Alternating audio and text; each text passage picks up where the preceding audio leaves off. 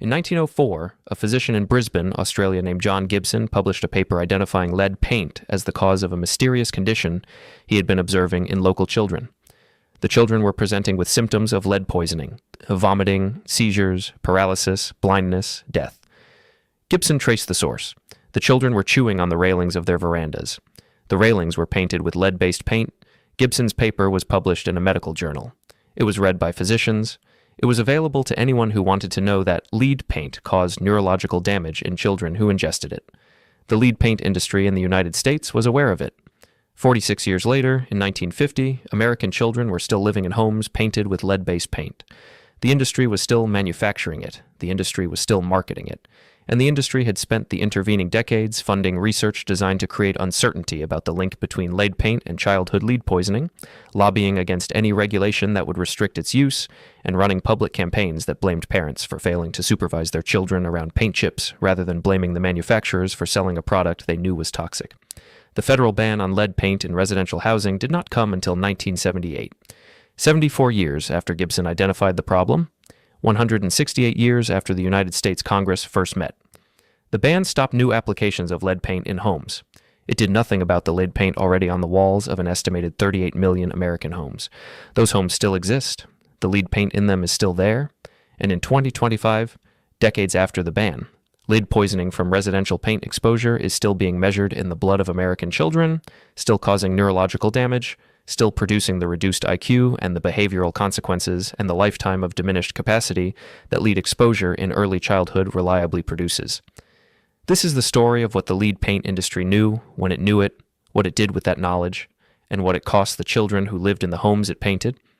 It is a story about the gap between scientific knowledge and regulatory action that is one of the longest and most consequential in American history. And it is a story that is not finished because the paint is still on the walls. Lead is a naturally occurring metal that has been used by humans for thousands of years. The ancient Romans used it in plumbing, in cooking vessels, and as a sweetener for wine. The neurological effects of lead exposure were observed in antiquity. Roman physicians documented symptoms that we would now recognize as lead poisoning in people who worked with lead extensively. The connection between lead exposure and neurological damage was not a modern discovery. It was known, in general terms, for centuries. Lead-based paint was widely used in the United States from the colonial period onward. Lead carbonate, the primary compound used in white paint, produced a bright, durable finish that adhered well to surfaces and resisted weathering. By the late 19th century, lead paint was the dominant product for interior and exterior residential painting, and the industry that produced it was large, profitable, and well-organized. The specific danger of lead paint to children was identified clearly in the early 20th century through the work of Gibson in Australia and independently by American physicians who began observing cases of childhood lead poisoning in the 1910s and 1920s. The mechanism was straightforward. Lead paint, as it aged, dried, and deteriorated, produced chips and dust that young children ingested through normal hand-to-mouth behavior. A child who crawled on a floor covered in lead paint dust, or who chewed on a painted windowsill or baseboard, was ingesting lead in quantities sufficient to cause neurological damage. The neurological damage produced by childhood lead exposure was not subtle. At high levels, lead poisoning caused acute encephalopathy, swelling of the brain, seizures, coma, and death. Children who survived acute lead poisoning often did so with permanent neurological damage. At lower levels, lead exposure caused damage that was less immediately dramatic, but no less real. Reduced cognitive function, reduced IQ, impaired attention and impulse control, behavioral problems that persisted into adulthood. The damage at lower levels was harder to attribute clearly to lead exposure because it manifested as a reduction in function rather than an acute event, but the research that accumulated through the 20th century established the connection with increasing clarity. The lead paint industry's response to this accumulating evidence was a strategy that has since become a template for industries whose products cause harm. The strategy had several components, each of which was individually defensible and collectively designed to prevent regulation. The first component was research funding designed to create uncertainty. The Lead Industries Association, the trade organization that represented lead paint manufacturers, funded research that questioned the evidence linking lead paint to childhood lead poisoning, emphasized the difficulty of proving causation, and highlighted the complexity of lead exposure pathways in ways that made the specific contribution of lead paint seem uncertain, even when the overall evidence of harm was clear. The funded research was not fabricated. It was selected and framed to support a particular conclusion, a technique that is now well documented in the histories of tobacco, asbestos, and other industries whose products caused harm. The second component was the promotion of alternative explanations for childhood lead poisoning. The industry's favored alternative explanation was parental negligence. Children were being poisoned because their parents failed to supervise them adequately, failed to maintain their homes properly, and failed to prevent their children from chewing on paint surfaces.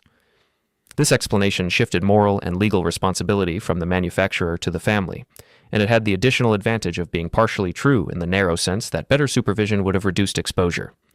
The fact that the product should not have been manufactured with lead at all, that the supervision requirement was created by the product rather than by parental failure, was not part of the industry's framing. The third component was lobbying against regulation. When state and local governments proposed restricting lead paint, the industry deployed lobbyists and funding to oppose the restrictions. When federal legislation was proposed, the industry opposed it. The arguments deployed against regulation were the same arguments that had been used against child labor law, against food safety law, against workplace safety law. The regulation was unnecessary, the evidence was uncertain, the economic costs would be severe, and the problem was better addressed through education and voluntary measures than through legal requirements. These three components of the industry strategy were deployed consistently from the 1920s through the 1970s, and they were largely successful in preventing federal regulation for 50 years after the problem was clearly identified. The internal documents that were obtained through litigation in the 1990s and 2000s, when state attorneys general and cities began suing lead paint manufacturers for the costs of lead abatement and medical care, revealed the extent of the industry's knowledge. Documents from the 1930s, 1940s, and 1950s showed that industry scientists and executives were aware of the evidence linking lead paint to childhood lead poisoning, that they discussed strategies for managing this evidence to prevent regulatory action, and that they made decisions about product formulation and marketing with full knowledge of the health consequences of their products. One document, produced by a national lead company executive in 1937, explicitly acknowledged the danger of lead paint to children and discussed the company's strategy for preventing regulation, emphasized the difficulty of proving causation, support research that creates uncertainty, focus attention on the parental supervision argument. The document was written 33 years after Gibson published his findings, and it shows a company that had been aware of the problem for decades and had developed a systematic strategy for avoiding accountability. The Dutch Boy brand, which was one of the most prominent lead paint brands in the early 20th century, and which featured a child mascot, was marketed specifically to families painting their homes. The image of a child associated with a product that the manufacturer knew was toxic to children is a historical fact that is difficult to process from the perspective of the present. The Dutch Boy campaign was not exceptional.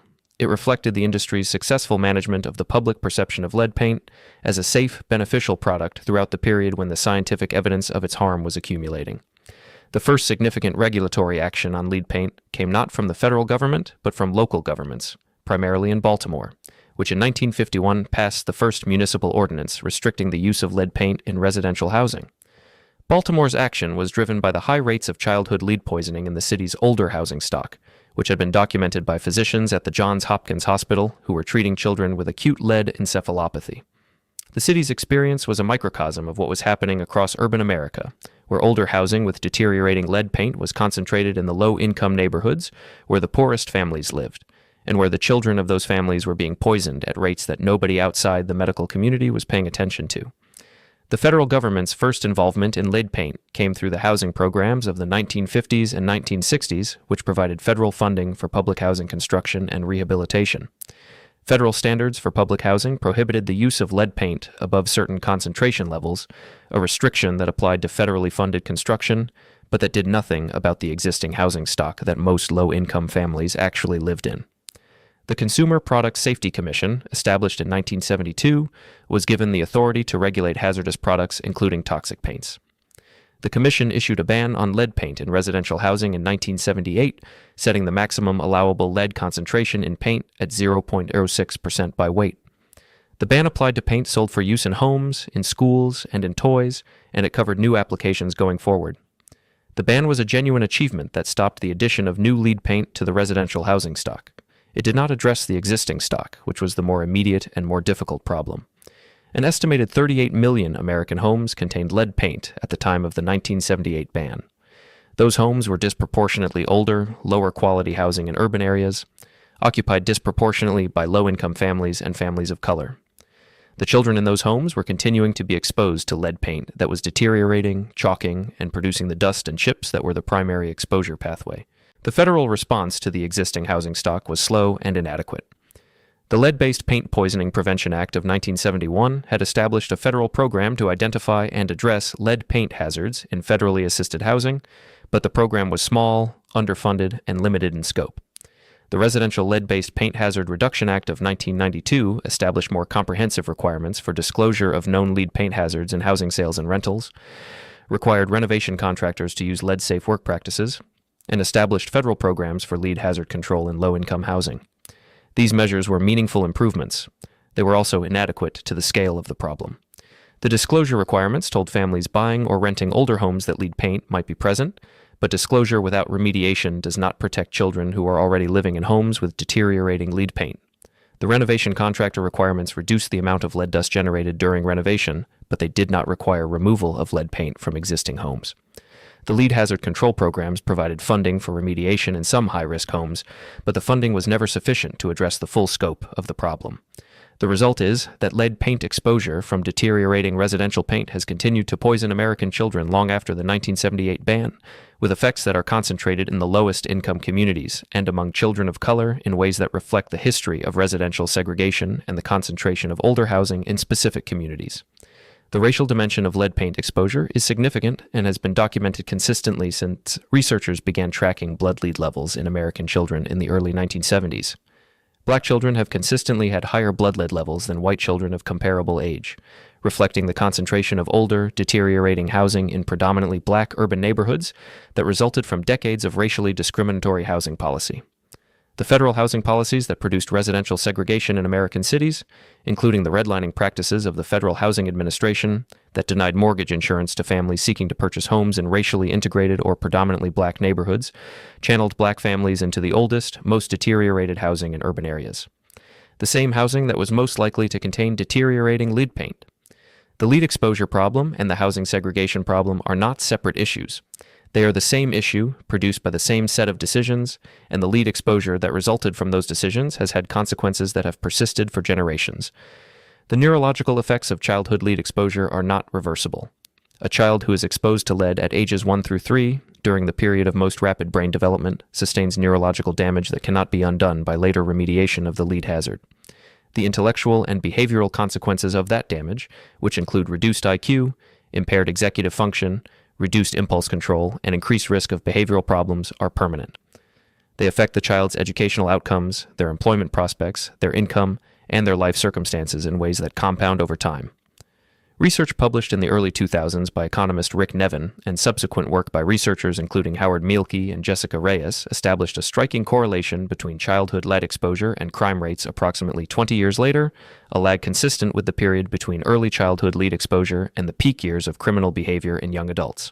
The research suggested that a significant portion of the crime wave that peaked in American cities in the late 1980s and early 1990s, and the subsequent decline in crime that began in the mid-1990s, could be explained by the lead exposure rates of the cohorts who were children during the peak years of residential lead exposure and the subsequent years of reduced exposure after the 1978 ban.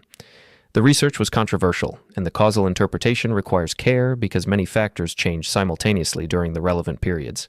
But the correlation was robust across multiple datasets and multiple methodologies, and the biological mechanism, the neurological effects of lead on impulse control and executive function, was well established. The research suggested that the legacy of lead paint exposure was measurable not just in individual children's health outcomes, but in population-level social outcomes: crime rates, incarceration rates, educational attainment, economic productivity. If the research is correct, the failure to ban lead paint earlier and the failure to adequately remediate existing lead paint after the 1978 ban produced social costs that extended far beyond the immediate health effects on individual children. The lead paint industry's 50-year campaign against regulation was not just a public health failure. It was a contributor to the social conditions of American cities in the late 20th century in ways that are only partially understood and that have never been fully accounted for. The litigation that produced the internal industry documents began in the 1980s and accelerated in the 1990s, as cities and states facing the costs of lead abatement in public housing and the medical costs of treating lead-poisoned children began suing lead paint manufacturers for contribution to those costs. The litigation was complex, prolonged, and produced mixed results. Rhode Island achieved a significant verdict in 2006 when a jury found 3 lead paint manufacturers liable for creating a public nuisance by selling lead paint knowing it was harmful to children. The verdict was subsequently overturned by the Rhode Island Supreme Court in 2008, which ruled that the public nuisance theory did not apply to the manufacturer's historical sales of a legal product. California achieved a more lasting result. In 2014, a California Superior Court judge found 3 lead paint manufacturers, Sherwin-Williams, NL Industries, and ConAgra, liable for the costs of lead paint abatement in homes built before 1951 in 10 California jurisdictions. The manufacturers were ordered to contribute to a fund for lead abatement. After years of appeals, Sherwin-Williams and ConAgra settled in 2019, agreeing to pay a total of $305 million for lead abatement programs in California. The settlement was significant as a legal outcome and modest as a contribution to the actual cost of the problem. The estimated cost of fully remediating lead paint hazards in California's older housing stock runs to billions of dollars. The $305 million settlement, distributed across 10 jurisdictions, covers a small fraction of what remediation would actually cost. The federal funding for lead paint remediation has similarly fallen short of the scale of the problem.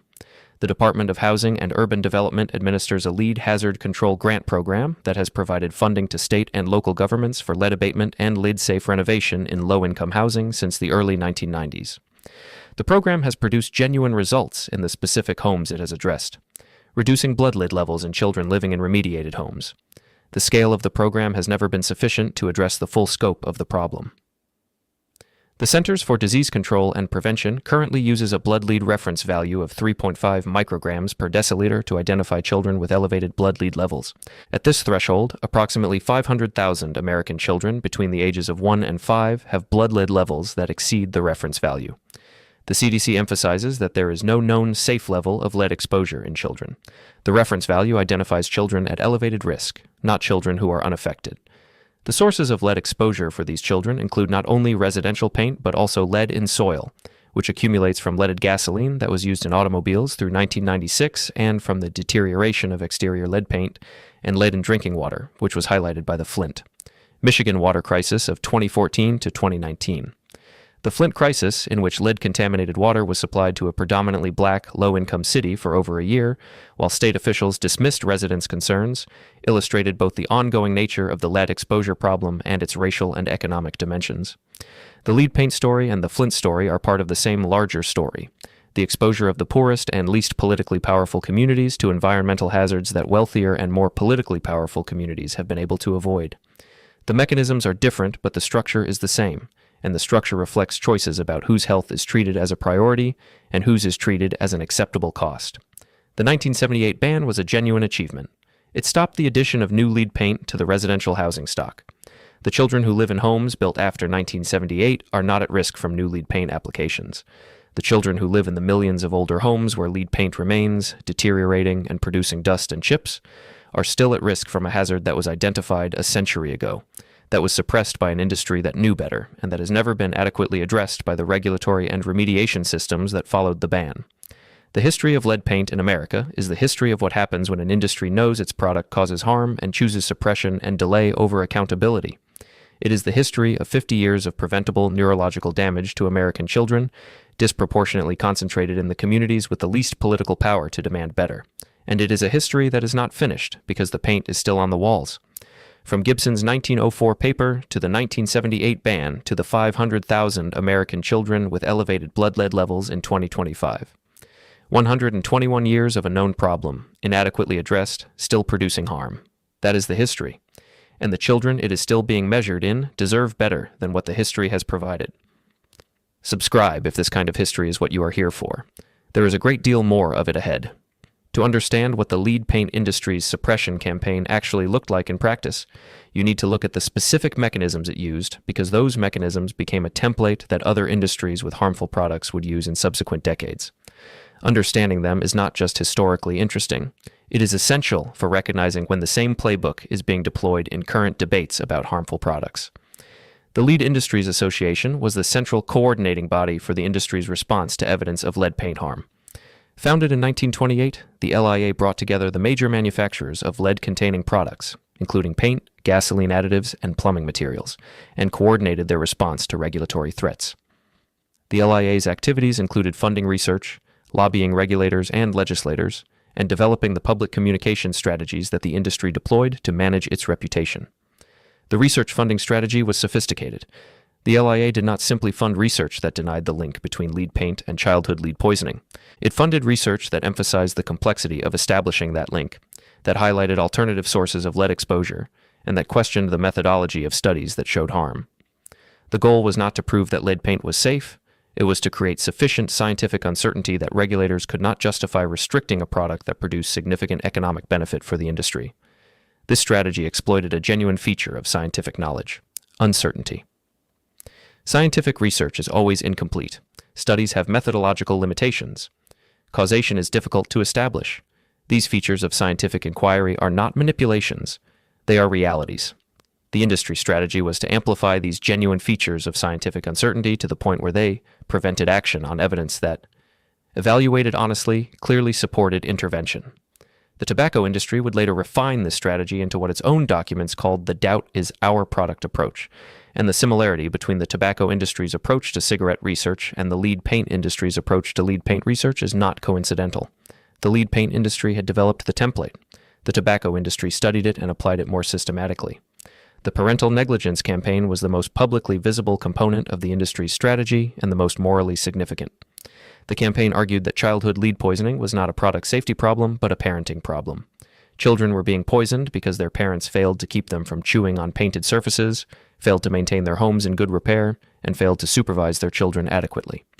The campaign had the effect, and almost certainly the intent, of shifting the moral responsibility for childhood lead poisoning from the manufacturers who sold the toxic product to the families who used it. If a child was poisoned because its parents failed to supervise it, the moral failure was the parents, and the appropriate response was better parenting education, not product restriction. The campaign also had a racial dimension that the industry documents make clear. The children who were most frequently poisoned by lead paint in the mid-20th century were disproportionately the children of poor families living in deteriorating urban housing, and they were disproportionately black. The industry's parental negligence campaign implicitly framed this as a problem of inadequate parenting in specific communities, which aligned with the racial stereotypes about black families that were prevalent in mid-century America and that provided a socially acceptable alternative explanation for why black children were being poisoned at higher rates than white children. The alternative explanation was wrong. The higher rates of lead poisoning in black communities reflected the concentration of older, deteriorating housing in predominantly black neighborhoods, which itself reflected the racially discriminatory housing policies that had channeled black families into the most degraded portions of the urban housing stock. Black children were not being poisoned at higher rates because their parents were less attentive. They were being poisoned at higher rates because they were living in the worst housing, which contained the most deteriorated lead paint, as a result of policies that had nothing to do with their parents' behavior. The industry's framing obscured this connection and provided a cover for the racial dimension of lead exposure that has persisted in policy discussions long after the industry's campaign was exposed. The tendency to frame childhood lead poisoning as a problem of individual parenting behavior rather than as a problem of housing policy and corporate accountability has made it harder to address the structural causes of disparate lead exposure in the decades since the 1978 ban. The specific legal battles that have been fought over lead paint liability in the decades since the litigation began in the 1980s have produced a detailed factual record of what the industry knew and when it knew it. The documents produced in discovery in these cases include internal memoranda, research reports, communications between executives and scientists, and correspondence with trade organizations that show a consistent pattern of awareness and suppression. A 1938 memorandum from the Lead Industries Association, produced in response to proposed Maryland legislation restricting lead paint, advised member companies on how to respond to the legislation and explicitly discussed the need to manage the scientific evidence in ways that would prevent regulatory action. The memorandum acknowledged that lead paint caused harm to children, but argued that the evidence was not sufficient to justify restriction and that the industry's response should emphasize the complexity of establishing causation. This memorandum was written 34 years after Gibson published his findings, 18 years after American physicians had begun documenting cases of childhood lead poisoning in their own cities, and in the same year that researchers at the Johns Hopkins Hospital were publishing detailed studies of childhood lead encephalopathy in Baltimore. The industry's claim that the evidence was insufficient to justify action was not a good faith assessment of the scientific record. It was a strategic position designed to prevent regulation. The contrast between the internal documentation of harm and the external denial of it is the moral core of the lead paint industry's history. The executives who funded the parental negligence campaign, who lobbied against lead paint restrictions, and who continued to market lead paint for residential use decades after their own scientists had documented its danger, were making decisions with full knowledge of the consequences. The children who were poisoned by those decisions were not statistical abstractions to the industry's scientists and executives. They were documented cases described in the same research literature that the industry was reading and responding to. The legal principle that knowledge of harm combined with continued sale of a harmful product constitutes negligence or nuisance is the foundation of the litigation that eventually produced the California settlement and the settlements in other states. The industry's defense in these cases has been that its products were legal when sold, that the regulatory standards of the time did not require removal of lead from paint, and that liability for historical products sold decades ago should not be imposed retroactively. These defenses have had mixed success. Some courts have accepted them. The California court rejected them, finding that the manufacturer's knowledge of harm combined with their active suppression of that knowledge distinguished their conduct from the ordinary case of a manufacturer selling a product that later turns out to be harmful. The distinction matters legally and morally. A manufacturer who sells a product while conducting research to understand its risks is in a different position from a manufacturer who sells a product while suppressing research showing its risks. The ongoing exposure of children to lead from residential paint in 2025, 47 years after the federal ban, is the clearest measure of the inadequacy of the regulatory and remediation response that followed the ban. The 500,000 children with elevated blood lead levels are not being exposed to lead paint that was applied after 1978. They are being exposed to lead paint that was applied before 1978, and that has never been removed. The remediation problem is enormous in scale, complex in execution, and persistently underfunded. Removing lead paint from a home requires specialized contractors using lead-safe work practices, careful containment of dust and debris, and appropriate disposal of lead-containing materials. The process is expensive, typically costing several $1,000s per housing unit for targeted hazard remediation and significantly more for full abatement. An estimated 38 million homes contain lead paint. The cost of fully remediating all of them would run to hundreds of billions of dollars. No federal program has ever been funded at anywhere near the scale required to address this. The HODI Lead Hazard Control Program has funded remediation in hundreds of thousands of homes over its 30-year history, a meaningful contribution that falls far short of the millions of homes that contain hazards. The gap between what has been done and what needs to be done reflects both the scale of the problem and the political difficulty of allocating the resources required to address it. The political difficulty has several sources.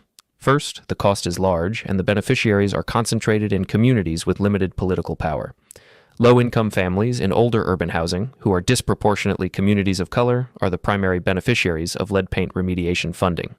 They are not a constituency that commands the same political attention as constituencies with more economic and political resources. Second, the lead paint industry, which should bear primary responsibility for the remediation costs, has used litigation and legislative advocacy to limit its liability in ways that shift those costs to governments and families. Third, the harm is insidious and slow, manifesting as reduced cognitive function and behavioral problems in children rather than as the acute, visible crises that generate immediate political pressure. The Flint water crisis generated immediate political pressure because the harm was acute, visible, and documented in real time. The ongoing lead paint exposure of children in older housing generates less political pressure because the harm is chronic, diffuse, and statistical. Children who are exposed to lead from deteriorating paint in their homes do not generate individual news stories. They generate data points in epidemiological studies, which generate policy recommendations, which generate budget debates, which sometimes generate funding and sometimes do not. The political and moral case for fully funding lead paint remediation is straightforward. A child who is exposed to lead at age 2 and suffers a permanent reduction in IQ and executive function will carry that damage for 70 or 80 years. The lifetime economic cost of that damage, measured in reduced earnings, increased healthcare utilization, and increased involvement with the criminal justice system, exceeds by many times the cost of remediating the hazard that produced it. The economic argument for lead paint remediation is as clear as any public health investment that has ever been made. The political execution has not matched the economic case. This gap between the economic case and the political execution is characteristic of public health investments that benefit low-income communities and communities of color. The research on childhood lead exposure has consistently shown that the communities with the highest rates of lead poisoning are the communities with the least political power to demand remediation. The historical process that produced this situation, the concentration of older, deteriorating housing in communities that were created by racially discriminatory housing policy, means that the lead paint problem and the housing discrimination problem are the same problem, and that addressing lead paint exposure without addressing the underlying housing conditions is incomplete. The full solution to the lead paint problem is not simply remediation of existing hazards, though that is essential. It is also the replacement of the oldest, most deteriorated housing stock with housing that is safe, affordable, and located in communities with adequate access to economic opportunity. This is a much larger policy undertaking than a paint remediation program, and it has correspondingly larger political difficulty. But the alternative, the ongoing exposure of hundreds of thousands of children to a neurotoxin that causes permanent damage, the ongoing accumulation of the social costs of that damage in reduced educational attainment, reduced economic productivity, and increased involvement with the criminal justice system, is also a policy choice made through the decision not to invest in remediation and replacement at the scale required. From Gibson's paper in 1904 to the internal LIA memoranda of the 1930s to the federal ban of 1978 to the California settlement of 2019 to the 500,000 children with elevated blood lead levels in 2025. 121 years of a problem that was identified, suppressed, partially addressed, and never fully solved. The children who are being poisoned today were not born into a world where the problem was unknown. They were born into a world where the problem was known, documented, partially addressed, and inadequately funded. The distance between knowing the problem and solving it is the distance the history of lead paint in America describes. Subscribe if this kind of history is what you are here for. There is a great deal more of it ahead. The international comparison is worth making explicitly here, because the United States is not unique in having used lead paint and not unique in having needed to address its consequences. But the comparison reveals something important about how the American approach to this problem has differed from the approach taken elsewhere. Most European countries banned lead paint in residential housing significantly earlier than the United States. Several Scandinavian countries eliminated lead from residential paint in the 1960s. Britain significantly reduced allowable lead levels in paint in the early 1970s. Germany had effectively eliminated lead from residential paint by the mid-1970s. The United States banned it in 1978, later than most of its European peers, after a longer period of industry-lobbied delay. The difference in timing reflects the difference in the political and regulatory environments between the United States and European countries with stronger traditions of regulatory precaution. The precautionary principle, which holds that where there is evidence of serious harm from a product or activity, the burden of proof should be on demonstrating safety rather than on demonstrating harm, was more influential in European regulatory culture than in the American regulatory culture, which has historically placed the burden of proof of harm on regulators rather than on manufacturers. This difference in regulatory philosophy has produced differences not just in the timing of the lead paint ban, but in the current state of lead exposure in children. European countries that banned lead paint earlier have lower rates of childhood lead exposure than the United States. The children in those countries benefited from earlier action. The children in the United States paid the cost of later action. The leaded gasoline comparison is instructive in the same way. The United States began phasing out leaded gasoline in the early 1970s and completed the phase-out in 1996. Many European countries completed their phase-outs earlier. The blood lead levels of American children declined dramatically during the phase-out period, confirming that leaded gasoline was a major source of lead exposure. But the earlier completion of the phase-out in Europe meant that European children benefited from reduced exposure sooner. Both the paint and the gasoline comparisons illustrate the same pattern. The United States has been consistently slower than its European peers to remove lead from consumer and environmental sources, and American children have paid the cost of that slower action in the form of higher blood lead levels and the neurological consequences that follow from them. The cost has not been distributed evenly within the United States. The children who have borne the greatest cost are the children who were most exposed to lead from deteriorating residential paint, which means the children in the oldest, most deteriorated housing, which means disproportionately the children of the poorest families and the children in predominantly black communities in older American cities.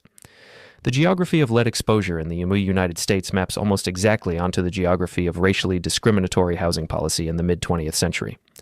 The cities with the highest rates of childhood lead poisoning are the cities with the oldest housing stock, and the neighborhoods within those cities with the highest rates are the neighborhoods that were the targets of redlining, blockbusting, and other discriminatory practices that concentrated black families in the most deteriorated housing. This geographic concentration is not coincidence, it is causation. The housing discrimination that concentrated black families in deteriorated housing in the mid-20th century created the conditions for elevated lead exposure that have persisted into the 21st century. The lead paint problem and the housing discrimination problem are the same problem, and the failure to address them as connected rather than separate issues has limited the effectiveness of remediation efforts that treat lead paint as a technical problem rather than as the consequence of a specific set of historical policy choices. Treating lead paint remediation as a technical problem leads to technical solutions: remediate the identified hazards in the highest risk homes, fund the contractors, train the inspectors, test the children's blood. These are necessary and valuable activities. They address the immediate hazard. They do not address the underlying conditions that produce the hazard concentration in specific communities. Treating lead paint remediation as a consequence of historical housing discrimination leads to a different set of policy responses. Not just hazard remediation, but investment in housing quality in the communities most affected, addressing the decades of disinvestment that have left those communities with the oldest, most deteriorated housing stock in the country. This framing connects the lead paint problem to the broader agenda of racial equity in housing and economic opportunity, which makes it politically more complex but potentially more effective at addressing the structural causes of disparate lead exposure. The political difficulty of the broader framing is significant. Americans are more comfortable allocating funds for a specific technical intervention, lead paint remediation, than for a broader policy response to historical housing discrimination. The technical intervention is bounded. There is a specific number of homes to remediate, a specific budget required, a specific outcome that can be measured. The broader policy response is unbounded. The full redress of the consequences of housing discrimination involves not just paint remediation, but housing replacement, neighborhood investment, economic development, and a range of other interventions that are politically contested in ways that the narrower technical intervention is not. The choice to address lead paint as a technical problem rather than as a consequence of housing discrimination has produced the current situation. Decades of incremental progress on the technical problem, persistent disparities in lead exposure, and hundreds of thousands of children each year whose blood lead levels indicate ongoing harm from a hazard that was identified over a century ago. The children who are being measured in the current surveillance data, the 500,000 children with blood lead levels above the CDC reference value, are the latest generation of children to bear the cost of choices that were made before they were born.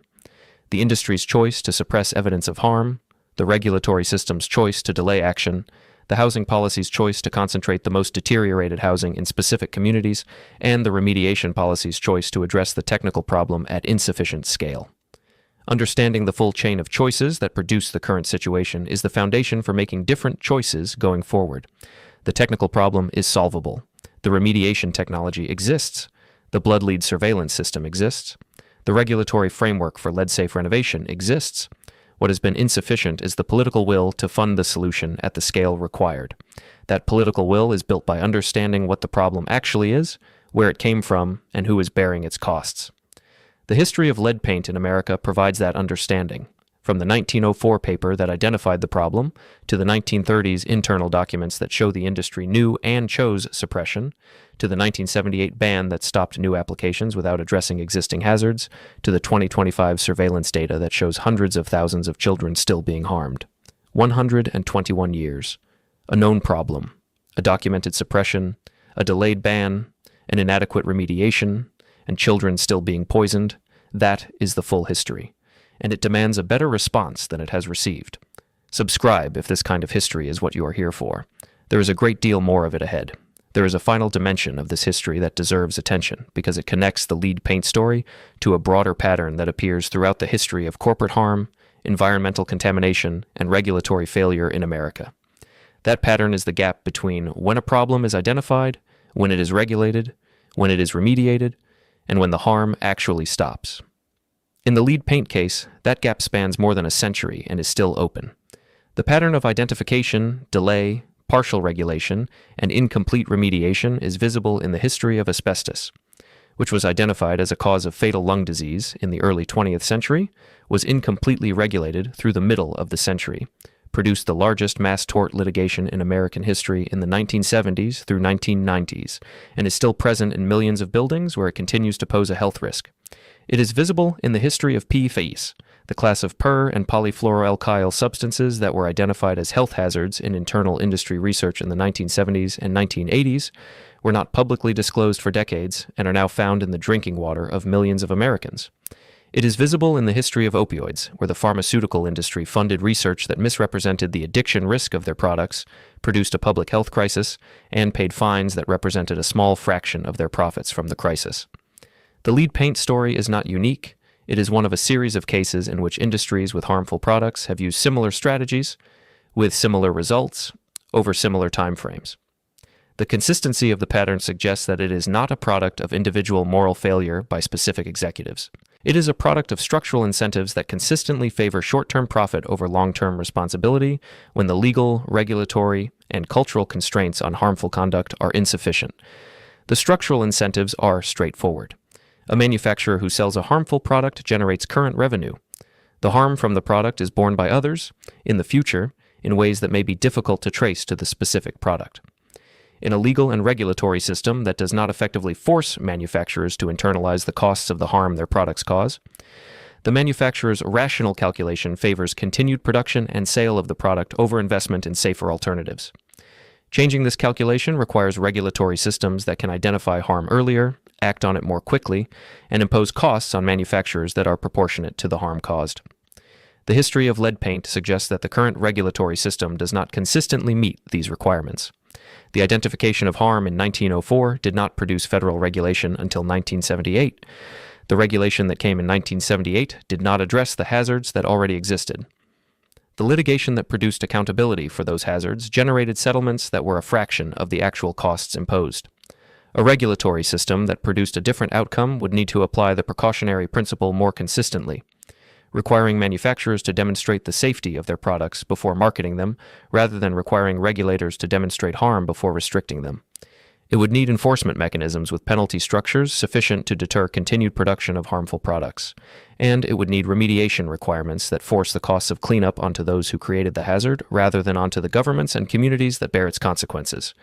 These are not radical proposals. They are the standard approaches of regulatory systems that perform better than the American system on the specific metrics of identifying harm and translating that identification into regulatory action. The evidence that better regulatory approaches produce better outcomes for public health is as clear as the evidence that childhood lead exposure produces neurological damage. The political difficulty of implementing better regulatory approaches is real. Industries that face more stringent regulation have strong incentives to resist it, and they deploy those incentives effectively through lobbying, litigation, and the funding of research designed to support regulatory delay. The same strategy that the Lead Industries Association used in the 1930s to prevent lead paint regulation is being used by other industries today on other products. The playbook is documented. The outcome is not guaranteed to repeat itself, but the structural incentives that produced it remain in place. Understanding the history of lead paint in its full detail, including the industry's suppression campaign, the decades of delay, the inadequacy of the eventual regulatory response, and the ongoing harm to children who are still being exposed, is the foundation for demanding a regulatory system that performs better. The 500,000 children with elevated blood lead levels in 2025 are not being harmed by ignorance. They are being harmed by the accumulated consequences of decisions made over more than a century, by an industry that prioritized profit over safety, by a regulatory system that was too slow to act and too limited in its scope when it did, and by a remediation system that has never been funded at the scale required to address the problem. Each of those failures was a choice. Different choices are available. Making them requires understanding what the current situation is, where it came from, and what it would take to change it. That is what this history provides, from Gibson's paper in 1904 to the LIA memoranda of the 1930s that show the industry knew and chose suppression, to the federal ban of 1978 that came 74 years too late and addressed only new applications, to the California settlement of 2019 that produced a fraction of the remediation cost, to the 500,000 children in 2025 whose blood lead levels are still being measured, 121 years, a solvable problem, a failure to solve it, and children still being harmed by a hazard that was identified before their great-grandparents were born. That is the history of lead paint in America, and it demands better. Subscribe if this kind of history is what you are here for. There is more ahead. There is one more thread that needs to be followed to complete this history, and it is the thread of what is being done right now in 2025 to address the lead paint problem that has persisted for more than a century. The Biden administration made significant investments in lead remediation through the Infrastructure Investment and Jobs Act of 2021, which included approximately $15 billion for replacement of lead service lines in drinking water systems and additional funding for lead paint hazard remediation in housing. The scale of this investment was unprecedented by comparison with previous federal lead remediation funding, and it represented a significant acceleration of the pace of remediation. The lead service line replacement program has made measurable progress. Hundreds of thousands of lead service lines, which deliver drinking water from the main to the home, and which can leach lead into the water as they corrode, have been identified and scheduled for replacement. The replacements are happening faster than at any previous point in the history of lead remediation, driven by the Infrastructure Act funding and by the regulatory pressure that the EPA has been applying to water utilities. The progress on residential lead paint hazard remediation has been more limited, reflecting the scale of the problem relative to the funding available. The $15 billion for lead service lines is a large number. The cost of remediating all lead paint hazards in the estimated 38 million homes that contain them is many times larger. The Infrastructure Act funding for lead paint remediation is a meaningful contribution to a problem that requires a much larger sustained investment. The political challenge of sustaining that investment is significant. The Infrastructure Act funding was a one-time appropriation, not a permanent program. Maintaining the level of investment required to make meaningful progress on lead paint remediation requires either converting the program to a permanent line item in the federal budget or repeated legislative action to renew the funding. Both approaches face political obstacles. The communities most in need of lead paint remediation, low-income communities in older cities with aging housing stock, have limited political power to demand sustained investment. The communities with the most political power are typically not the communities with the highest lead exposure rates. The result is a persistent mismatch between where the investment is needed and where the political will to fund it resides. Changing this mismatch requires either changing the political representation of the affected communities, which is a long-term project, or building broader coalitions around the issue by connecting lead paint remediation to concerns that have wider political resonance. The connection to crime reduction, if the research on the relationship between childhood lead exposure and later criminal behavior is accepted, provides one such connection. The connection to educational attainment and economic productivity provides another. The connection to healthcare cost reduction, since treating the consequences of lead poisoning in children is more expensive than preventing the exposure, provides a third. These connections have been made in advocacy and research. They have not consistently translated into the level of political priority that the problem requires. The result is that progress on lead paint remediation, while real, remains slower than the scale of the problem demands and slower than the economic case for investment would support. The children who will be born in the United States over the next decade will inherit the consequences of this situation. Those who are born into homes with deteriorating lead paint will face the risk of exposure that has been present for children in those homes for decades. Those who are born into homes without lead paint hazards will not face that risk. The difference between those two groups is largely a matter of economic circumstance and geographic location, and it reflects the accumulated consequences of decisions that were made before those children were born. The history of lead paint in America is ultimately a story about what a society owes to its children, and specifically to the children who are most vulnerable to the consequences of adults' decisions. The Lead Industries Association executives who chose suppression in the 1930s were making decisions that would harm children they would never meet, in homes they would never see, in communities whose circumstances they preferred not to examine. The regulatory officials who delayed action decade after decade were making decisions that allowed those harms to continue. The legislators who have declined to fund remediation at the required scale are making decisions that perpetuate them. Each of these decisions was made by adults who had the information and the authority to make different decisions. The children who have borne the consequences of those decisions had neither the information nor the authority. They had only the paint on the walls of the homes where they were born. That is the moral core of this history. A known harm, imposed on children who could not protect themselves, sustained by decisions that prioritized other interests over their well-being, and inadequately addressed after the fact by a regulatory and remediation system that has never matched the scale of the problem. From Gibson's 1904 paper to the blood lead measurements of 2025, 121 years, 500,000 children with elevated blood lead levels, an industry that knew and suppressed, a regulatory system that delayed and limited, a remediation system that has never been funded to scale, and children who deserve better than they received. That is the history, and it demands better than it has gotten. Subscribe if you want to keep following this kind of history. There is a great deal more of it ahead. The final word on this history belongs to the children, because the history is ultimately about them. A 2-year-old who crawls on a floor in a Baltimore row house in 2025, in a home built in 1920, is crawling on floors that may contain lead paint dust from paint that was applied a century ago. That child does not know this. Their parents may not know this. The landlord may or may not know this. The building inspector who certified the unit as habitable may or may not have tested for lead. If the child ingests sufficient lead dust over the coming months, at the age when their brain is developing most rapidly and when lead exposure causes the most damage, they will sustain neurological harm that will not be diagnosed immediately, that will manifest over years as reduced school performance, behavioral problems, and difficulties with attention and impulse control that their teachers and parents may attribute to character rather than chemistry. The diagnosis of lead poisoning, when it comes, will come from a blood test that reveals what has already happened, not from any mechanism that prevented it. The child will carry the neurological consequences of that exposure for the rest of their life. They will be, in the language of the epidemiological research, one of the 500,000 children with elevated blood lead levels in the current surveillance data. One data point in a surveillance system that has been measuring this problem for 50 years and that has been documenting improvement, real but insufficient improvement, over that entire period. The improvement is real. The blood lead levels of American children have declined dramatically since the 1970s, driven primarily by the elimination of leaded gasoline, but also by the lead paint ban, the lead-safe renovation requirements, and the remediation programs that have reduced exposure in hundreds of thousands of homes. A child growing up in America today faces dramatically lower average lead exposure than a child growing up in America in 1970. The children who still have elevated blood lead levels in 2025 are not a random sample of all American children.